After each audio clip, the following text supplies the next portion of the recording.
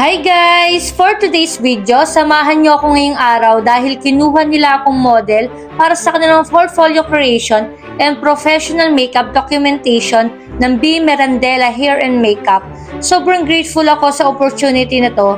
Sa dami ng gustong maging model, ako yung napili nila para bang ang ganda ko tuloy. Char! Magta-tricycle muna ako ngayon guys, hindi kasi ako makapagmotor dahil umuulan ngayon dito sa amin.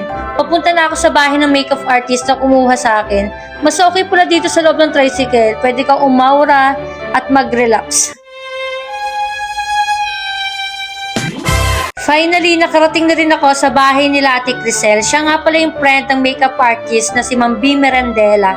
Medyo nahihiya pa nga ako dito kaya behave muna ako. Habang nire-ready nga nila yung mga gagamitin, napansin ko na grabe, kumpleto talaga sila sa gamit at mostly branded pa. Halata talaga na nag-invest sila sa mga quality products. Trust the process guys, for sure maganda ang final result nito. At wrong timing nga lang itong tatlong pimples ko. Bakit ngayon pa kayo lumabas?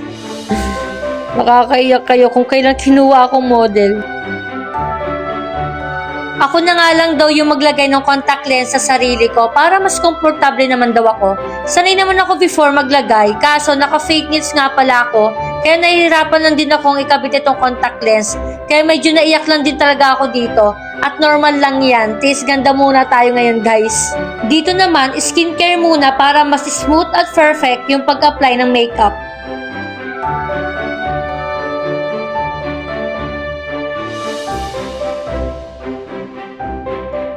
Bago nga pala i-apply yung makeup, kailangan muna kunan yung before picture ng face ko para makita nyo yung magiging difference mamaya. And they specialize in HD makeup artistry. Kaya talaga every detail pinag-iisipan. From skin preparation, base, hanggang sa pinaka-final look. Ang nagustuhan ko dito, very clean, refined, and elegant yung approach nila.